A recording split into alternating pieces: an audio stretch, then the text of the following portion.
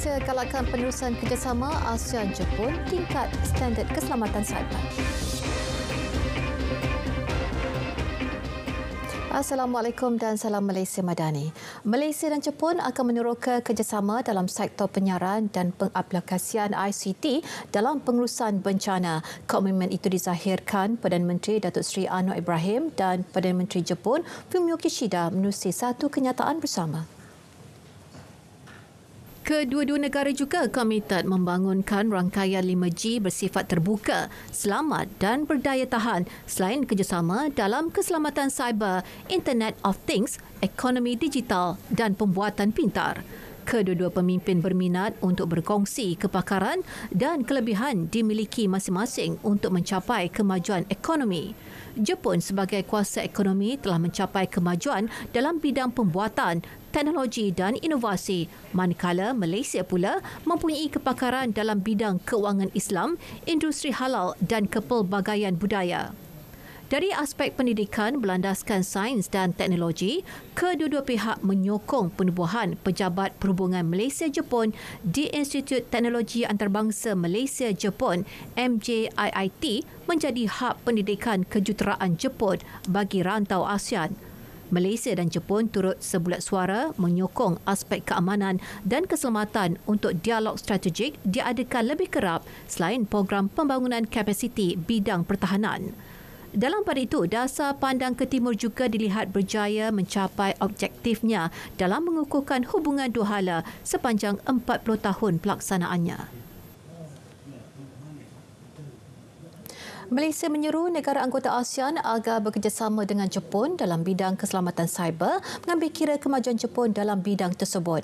Perdana Menteri Datuk Seri Anwar Ibrahim mencadangkan kedua pihak boleh berkongsi kepakaran dan amalan terbaik antaranya dalam aspek harta intelektual dan pelindungan data peribadi. With the expansion of the digital landscape, cyber threats are increasing exponentially. Together, we must prioritize and protect the protection of our citizens from cyber exploitation related to terrorism, trafficking in persons, and various cyber and transnational crimes. I'm making reference, Prime Minister, to your proposal submitted last night during your dinner speech. Both were actually outstanding, the dinner and the speech. Recognizing Japan's expertise in cyberspace, Malaysia encourages further ASEAN-Japan collaboration to elevate cybersecurity standards in our region. Beliau berucap pada sesi pertama sidang kemuncak ASEAN-Jepun di Tokyo. Dalam ucapan sama, Datuk Seri Anwar turut menzahirkan penghargaan kepada Jepun atas komitmen kepada aspek keselamatan rantau Indo-Pasifik dibawakan Jepun menerusi rangka kerja Indo-Pasifik bebas dan terbuka. Menerusinya, Malaysia telah mendapat manfaat hasil latihan dalam bidang trafik perkapalan dan undang-undang laut antarabangsa melibatkan Selat Melaka. Lebih banyak inisiatif dicadangkan khususnya dalam bidang keselamatan, petunjuk arah dan perancangan pelayaran. Para pemimpin ASEAN dan Jepun dijangka mencapai persetujuan untuk mengukuhkan kerjasama keselamatan, terutama keselamatan maritim. Dan menurut draft kenyataan akhir yang diterima, komitmen tersebut akan dizahirkan para pemimpin pada akhir sidang kemuncak peringatan ASEAN-Jepun hari ini. Kenyataan tersebut dikeluarkan di tengah-tengah peningkatan ketegangan di Laut Cina Selatan. Jepun pada Rabu menyuarakan kebimbangan berhubung tindakan proaktif antara kapal Filipina dan China di kawasan perairan itu, termasuk tindakan kapal China menembak meriam air. September lalu, tentera dari negara ASEAN mengadakan latihan ketenteraan bersama pertama dengan Indonesia selaku tuan rumah, menegaskan latihan tersebut bukan pertempuran. Sebaliknya, latihan untuk memberi bantuan bencana dan rondaan maritim bersama. 151 pos pasukan gerakan AMN PGA telah dinaik taraf sejak Jun lalu dan kini ada daripadanya hampir 90% siap. Menteri Dalam Negeri Datuk Seri Saifuddin Nasution Ismail berkata kerajaan pada Jun telah meluluskan peruntukan bernilai RM45 juta khusus untuk menaik taraf kemudahan pos-pos PGA di seluruh negara. Prestasi pelaksanaan penaik tarafan pos-pos kawalan PGA sangat baik dan mengikut peraturan selain dilaksana sendiri oleh pasukan PGA di pos terbabit. Semalam saya ditemani Dato' Hazani, pengarah keselamatan dalam negeri ketenteraman awam di satu lokasi di kawasan Kalabakan. Kami melihat sendiri bagaimana pos PJA yang telah berjaya dinaik taraf hampir sempurna, boleh kata dalam 90%, berbanding keadaan sebelum itu kemah biasa.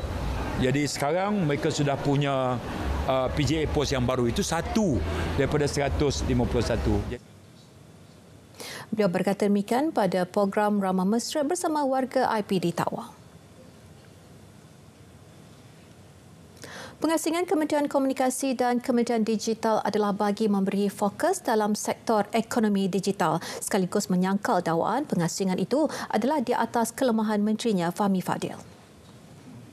Sektor ekonomi digital ini bakal memberi pulangan tinggi kepada negara seiring dengan keperluan industri.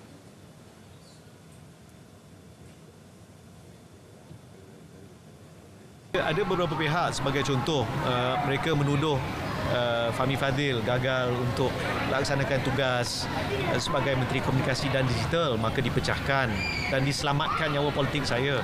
Ini sebenarnya tak betul. Ekonomi digital itu terlalu penting. Dijangkakan sumbangan ekonomi digital kepada KDNK menjelang 2025 mencecah 25.5%, 1/4 daripada semua KDNK kita. Maka ada keperluan dasar diselaraskan.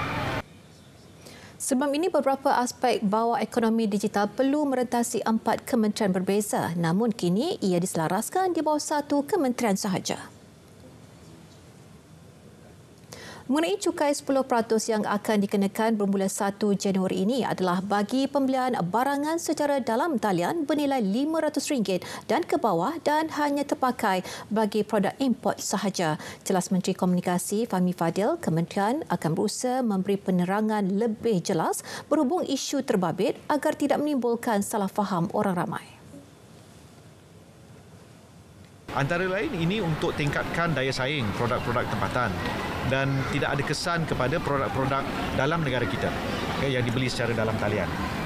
Jadi yang penting untuk dijelaskan, ia hanya terpakai untuk produk-produk yang diimport dari luar negara yang dijual secara dalam talian di Malaysia. Produk-produk dalam negara yang dihasilkan di Malaysia tidak terkesan dengan cukai ini. Susulan tanah runtuh di Jalan Wawasan Puchong, Selangor, Majlis Bandaraya Subang Jaya MBSJ giat melakukan proses mitigasi di kawasan tanah runtuh. Ketua Polis Daerah Serdang, Asisten Komisioner A. An Balagan berkata 375 cerucuk besi akan dipasang bagi mengawal pergerakan tanah. Proses tersebut katanya akan mengambil masa 2 minggu untuk selesai. Untuk proses mitigasi telah dilaporkan pihak MBSJ dan juga pihak jabat daerah menggunakan kaedah steel piling iaitu cerucuk keluli besi. Mereka akan masukkan di kawasan hujung. Kita dapat dengar sekarang ni kerja-kerja bermula daripada jam 4 pagi tadi. Mereka dah bermula dan dilaporkan mengikut kontraktor akan cover dalam kawasan 150 meter yang mungkin akan menggunakan 375 cerucuk besi keluli itu untuk menghadkan pergerakan tanah. Dalam pada itu, Jabatan Air Selangor telah menutup sumber bekalan air selepas paip di bawah tanah pecah. Langkah itu bagi mengelakkan pergerakan tanah yang akan mengganggu proses mitigasi. Setakat ini, semua 9 kediaman terbabit telah dikosongkan. 8 orang daripada satu keluarga ditempatkan sementara di BPS Dewan Seberguna MBSJ, manakala penduduk lain menumpang di rumah saudara masing-masing. Susulan kejadian itu, Menteri Kerja Raya Datuk Seri Alexander Nathalinggi mengambil maklum dan telah mendapatkan maklumat awal dari Jabatan Kerja Raya Selangor. Kawasan kejadian tersebut berada dalam pentadbiran pihak berkuasa tempatan Majlis Bandaraya Subang Jaya MBSJ dan tindakan sewajarnya telah dilakukan. Datuk Seri Alexander memaklumkan setakat ini Jabatan Kerja Raya JKR masih belum menerima sebarang permohonan dari PBT namun sedia untuk membantu. Perkembangan banjir di Kelantan. Lebih ramai penduduk terjejas dipindahkan ke pusat pemindahan sementara PPS dan setakat pukul 12.30 hari tadi, seramai 4,147 orang daripada 1,315 keluarga dipindahkan ke 12 PPS. Jadi untuk perinciannya, kita bersama wartawan Majidah Ismail di lokasi. Silakan Majidah. Baik, terima kasih. Saya sekarang berada di PPS SK Sri Rantau Panjang 2 di mana sekolah ini merupakan PPS yang terbaru dibuka di Jajahan Pasir Mas yang menempatkan paling ramai penduduk terjejas iaitu 1,192 daripada 409 keluarga di mana kebanyakan penduduk adalah terdiri daripada penduduk daripada 4 buah kampung iaitu Kampung Lumbuk Gong, Kampung Danga, Kampung Kedai Lama dan juga Kampung Dedap. Difahamkan kebanyakan mereka adalah yang terdiri daripada penduduk yang berada di pinggir lembangan Sungai Golok yang telah pun meningkat naik air. Jadi pada pagi ini juga turut bersama-sama saya ialah Lieutenant Colonel Muhammad Syamsul Haji Giman yang merupakan pegawai pemerintah Batalion ke-21 Regimen Askar Melayu Diraja. Assalamualaikum Tuan. Salam Puan. Okey Tuan, bagaimana boleh Tuan bagi tahu sikit atur gerak penugasan ATM dalam Ops Murni ini? Okey, terima kasih Puan. Jadi kita semua sedia maklum bahawa monsun timur laut ni berlaku setiap tahun daripada bulan November hingga bulan Mac. Jadi kawasan Rantau Panjang ni adalah antara kawasan yang kerap dinaiki air disebabkan kedudukan yang bersebelahan dengan Sungai Golok. Jadi pasukan saya iaitu pasukan Batalion ke-21 Regimen Askar Melayu Diraja iaitu di bawah formasi 8 Brigade ditugaskan di 3 daerah iaitu di Jajahan Kota Baru, Jajahan Tumpat dan juga di Jajahan Pasir Mas. Jadi operasi bencana yang kami laksanakan sekarang ni ataupun operasi banjir, Tentera Darat menamakannya sebagai operasi murni sebilang masa. Tujuan utama kami adalah membantu pihak berkuasa awam iaitu memindahkan masa-masa banjir daripada tempat tinggal mereka di PPS. Selain daripada itu, kami juga membantu apa-apa saja keperluan daripada pihak-pihak berkuasa yang lain, contohnya seperti bantuan daripada pihak JKM untuk mengangkut barang dan juga lain-lain. Kami ditugaskan bersiap sedia di bawah 8 Brigade ini 24 jam untuk diatur gerakkan membantu penduduk tempatan di mana terdapat 4 pegawai dan juga 68 lain pangkat yang telah pun siap sedia untuk diatur gerakkan di setiap jajahan di mana merangkumi keseluruhan jajahan adalah 12 pegawai dan juga 204 lain pangkat. Jadi Tuan, selain membantu pihak berkuasa awam memindahkan penduduk terjejas banjir yang terperangkap ataupun yang tidak dapat berpindah tu, jadi apakah penugasan lain yang dia dilakukan oleh 8 Brigade dan juga pasukan Tuan melalui Op Murni ni? Jadi berdasarkan kepada pengalaman kita yang lepas, untuk tahun ini kita membuat penambahbaikan.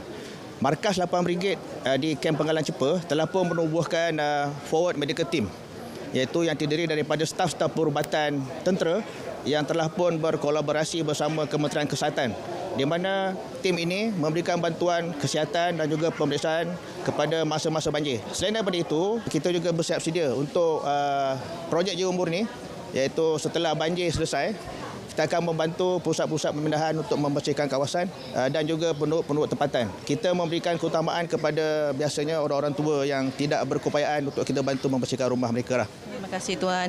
Jadi dijangkakan pada tengah hari ini lebih ramai lagi penduduk di kawasan 4 buah kampung ini akan berpindah ke PPS ini berikutan air semakin naik. Jadi itu saja yang dapat saya kongsikan dari Rantau Panjang kepada berita. Kembali kepada rakan penyampai di Angkasa Supri, silakan. Baik, terima kasih Majidah. Dan ini pula di Terengganu, setakat 12.30 hari tadi, jumlah penduduk terjejas banjir menunjukkan penurunan. Hanya tinggal 1,903 penduduk yang masih berada di 27 PPS. Jadi untuk perkembangan terkini banjir, kita terus saja bersama rakan pelapor Siti Jamilah Hanim Jamil yang kini berada di Setiu. Jadi silakan Siti.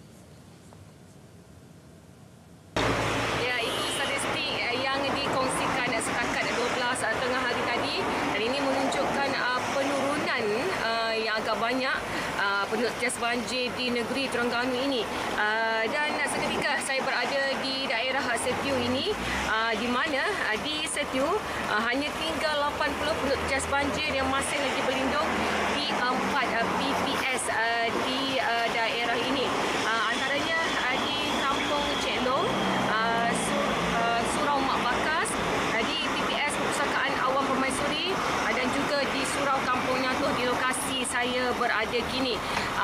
Dan sebenarnya cuaca di daerah Setiu ini pada tengah hari ini alhamdulillah agak baik. Dan ini sebenarnya membolehkan lebih ramai penduduk jas banjir pulang ke rumah masing-masing untuk membersihkan kediaman. Dan ketika ini di 5 buah daerah iaitu di Hulu Terengganu, Setiu, Dungun, Marang dan Besut masih lagi merekodkan 1,903 penduduk jas banjir daripada 452 keluarga yang berlindung di 27 PPS di 5 daerah. Dan pastinya sekiranya cuaca baik sebegini berterusan sehingga ke petang ini, dijangka lebih ramai penduduk jas banjir akan dibenarkan pulang. Itu saja dapat saya kongsikan untuk berita tengah hari ini. Perkembangan semasa nanti akan saya bawakan lagi dalam berita wilayah petang ini. Mari pada anda silakan. Baik, terima kasih Siti Jamilah. Di Perak, setakat pukul 10 pagi tadi, jumlah penduduk terjejas banjir di negeri itu meningkat kepada 80 orang daripada 25 keluarga berbanding 30 orang dari 7 keluarga yang direkodkan semalam. Sekretariat Jawatankuasa Pengurusan Bencana Negeri menerusi kenyataan memaklumkan satu pusat pemindahan sementara PPS dibuka melibatkan daerah hilir Perak. Dan antara kawasan yang terlibat adalah Batu Sembilan, Lorong Kedah, Lorong Belakang Klinik, Lorong Sidang Osman, Batu Tujuh dan Lorong Imam Khairi. Lokasi terlibat mengalami hujan sejak beberapa hari lalu menyebabkan paras air Sungai Bidur meningkat dan melimpahi tebing berhampiran dan memasuki beberapa kediaman. Aeon Big Malaysia's No. Berhad, Aeon Big menampilkan semula Aeon Big Mid Valley berwajah baharu yang lebih moden dan segar, dan ia menawarkan pengalaman premium dengan harga berpatutan untuk memberi pengalaman berbelanja terbaik kepada pelanggannya. Pengarah urusan Aeon Big Malaysia, Sheikh Farouk Sheikh Muhammad berkata, proses ubah suai dijalankan selama 6 bulan dan dilakukan secara berperingkat tanpa menutup operasi pasaraya tersebut. Pelancaran turut menawarkan promosi hebat untuk pembelian di cawangan Mid Valley dengan diskaun 20 hingga 80% pada 16 dan 17 Disember 2023. Biasanya kita sebagai pengguna ataupun customer, kita nak rasa shopping tu happy kan, untuk keluarga, untuk anak-anak. Jadi dengan troli yang baru, dengan fasiliti tandas, surau, benda tu untuk saya adalah premium. Bukan itu saja, daripada segi kaunter, kita juga membawa self checkout counter. 30% of our counter move into self checkout untuk beri kepada pembayaran digital. Orange Day yang diadakan selama 2 hari di lokasi sama juga menjadikan cawangan ke-10 daripada 21 cawangan di seluruh negara yang menawarkan promosi istimewa untuk pelanggan. Dia adalah sinambungan daripada jualan rahmah. Semasa jualan rahmah, kita fokus more on the commodity items. Tetapi Orange Day ni kita buka kepada semua item kita sampai ke 80%. Tetapi dia hanya pada Mid Valley saja, hari ini dan besok. Jadi kepada semua customer Aeon Big di Malaysia, datanglah kepada Aeon Big Mid Valley. Memang diskaun ni hanya di Mid Valley pada hari ini dan juga besok sahaja. Inisiatif Orange Day bermula sejak Mei 2023 lalu dengan hadiah dan aktiviti menarik menanti pelanggan.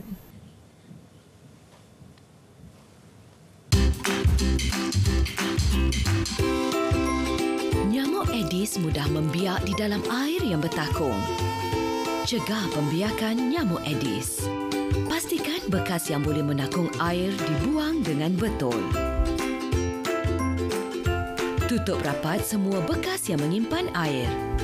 Periksa saluran air pada bumbung rumah agar tidak tersumbat. Tiada Aedes, tiada denggi.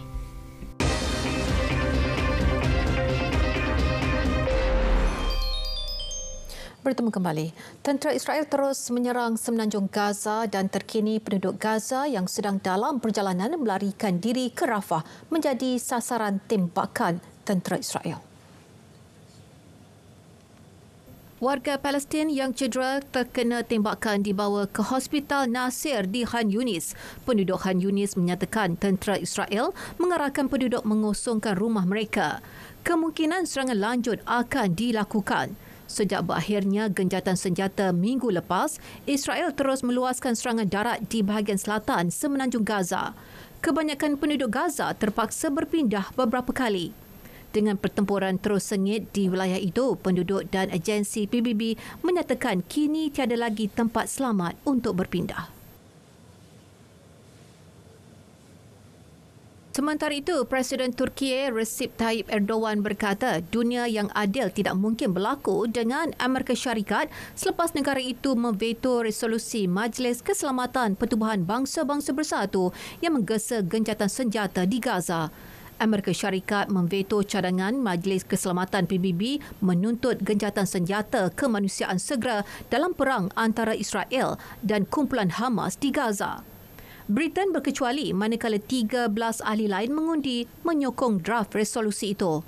Erdogan berkata PBB perlu diperbarui sambil menambah bahawa Majlis Keselamatan telah melindungi Israel sejak perang bermula pada 7 Oktober dan Turki tidak mengharapkan apa-apa daripadanya.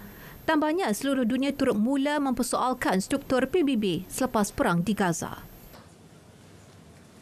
Rakyat Mesir mula mengundi hari ini untuk memilih presiden negara itu. Penyandang Presiden Abdel Fattah al-Sisi dilihat sebagai pilihan kuat untuk memenangi satu lagi penggal. 4 calon presiden bertanding dalam pilihan raya terbesar negara itu sejak Angkatan Tentera menyingkirkan bekas Presiden Muhammad Morsi pada 2013 yang membuka jalan kepada Menteri Pertahanan ketika itu, Sisi berkuasa. Sisi menang pilihan raya presiden pertamanya pada 2014 dan dipilih semula pada tahun 2018.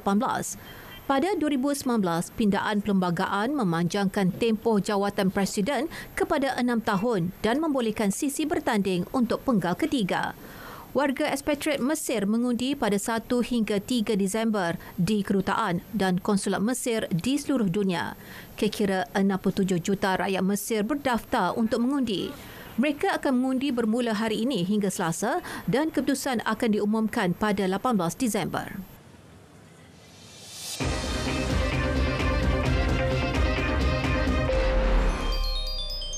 Johor Darul Takzim JDT menyambut kejuaraan ke-10 berturut-turut Liga Super Malaysia dengan penuh meriah menerusi Decade of Dominance di Stadium Sultan Ibrahim malam tadi. Hampir 40,000 penyokong hadir bagi memeriahkan malam penuh gemilang JDT. Malam sambutan bermula dengan persembahan drone dan pencahayaan yang memukau sebelum penyokong disajikan persembahan bertenaga daripada kumpulan tari legenda The Jabberwockers dan artis antarabangsa French Montana dan Veggie Derem. Sambutan sebagai simbolik kepada pencapaian luar biasa Harimau Selatan itu antara lain diserikan dengan pertunjukan bunga api dan 1,000 drone bercahaya yang menerangi langit Iskandar Puteri serta JDT Fan Fest 2023 yang diadakan di stadium itu sejak 8.30 pagi. Kejuaraan Liga Super skuad Harimau Selatan itu turut menjadikan JDT juara double quadruple apabila menyapu bersih kesemua 4 trofi dalam saingan Liga Malaysia musim ini. Terdahulu pada 11 petang, JDT meraihkan gelaran ke-10 dengan penuh bergaya selepas membelasah Penang FC 8-0. Lebih cemerlang, skuad Harimau Selatan turut mencatat rekod baru meledak 100 gol dalam Liga musim ini. Pada aksi itu, bintang tempatan Arif Aiman Muhammad Hanapi paling mencuri tumpuan dengan menyumbat 4 gol. Arif Aiman membuka jaringan seawal minit ke-5 sebelum penyerang import Baxter da Silva menambah 2 gol lagi untuk menjadikan kedudukan 3-0 memasuki minit ke-33. Penguasaan skuad Harimau Selatan diteruskan dengan gol Akyar Rashid dan Heberti Fernandez masing-masing pada minit ke-41 dan 43. Arif Aiman menjadi watak penting pasukan pada babak kedua dengan meledak 3 lagi gol pada minit ke-47, 52 dan masa tambahan untuk melengkapkan jaringan keempat peribadi. Kemenangan besar 8-0 membolehkan skuad kendalian Esteban Solarigah mengekalkan rekod tanpa kalah musim ini dan cuma bolos 7 dalam keseluruhan 26 perlawanan. Hujan renyai tidak mematahkan semangat hampir 20,000 peserta dalam larian maraton antarabangsa Jambatan Pulau Pinang 2023 PBIM 2023. Larian yang bermula pukul 3 pagi melibatkan 3 kategori iaitu maraton penuh, half marathon 21 km dan larian 10 km. PBIM merupakan acara sukan tahunan terbesar di utara Semenanjung dan lebih 20,000 peserta mendaftar bagi menyertainya. Kita nak menggalakkan orang untuk bersukan dan melalui larian maraton ini ramai yang menyertai. Mereka satu aktiviti sukan dan sosial yang begitu penting dan dinanti-nantikan oleh semua pelari. Dengan kehadiran pelari antarabangsa dan domestik, acara ini akan memberi kesan langsung kepada ekonomi Pulau Pinang. Perkembangan skuad bola sepak bawah 23 tahun B23 negara. Ketua Jurulatih Juan Torres Garrido memanggil Muhairi Ajmal Mahadi, Ruven Tiran dan Arif Zikri Zain Anwar bagi melengkapkan senarai 24 pemain menyertai kem latihan pusat skuad kebangsaan. Ini bagi membantu persiapan menjelang aksi persahabatan antarabangsa dan kejohanan pusingan akhir Piala Asia B23 di Qatar pada April tahun depan. Ketiga-tiga pemain berkenaan dipilih menggantikan Ubaidullah Samsul Fazili, Adam Farhan Muhammad Faizal dan Hakimi Azim Rosli yang mengalami kecederaan. Malaysia bakal berdepan skuad B23 China dalam dua perlawanan persahabatan pada 23 dan 26 Disember. Skuad muda negara diundi dalam kumpulan D bersama Uzbekistan, Vietnam dan Kuwait bagi saingan Piala Asia B23.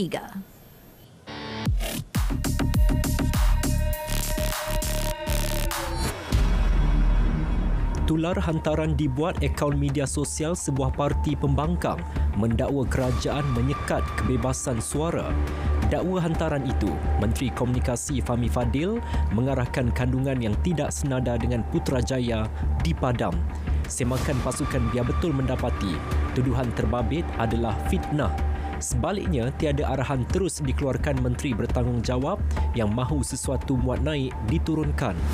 Tindakan dilaksana MCMC terhadap kandungan yang menyalahi undang-undang.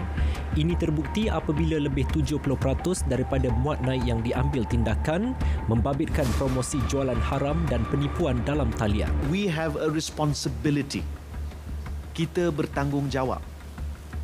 When we share, when we forward, when we retweet, when we like, there are implications. There are social implications, economic implications, legal ramifications.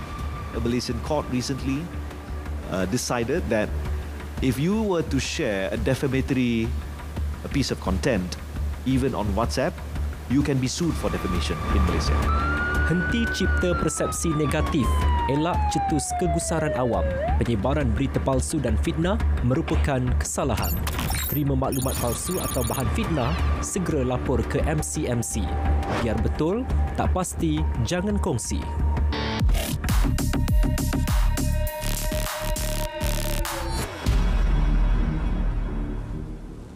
Baik, berita tengah hari berakhir di sini. Dari Sungai ke Segara, Palestin pasti merdeka. Dengan itu, Assalamualaikum. Malaysia Madani, tekad perpaduan penuh harap.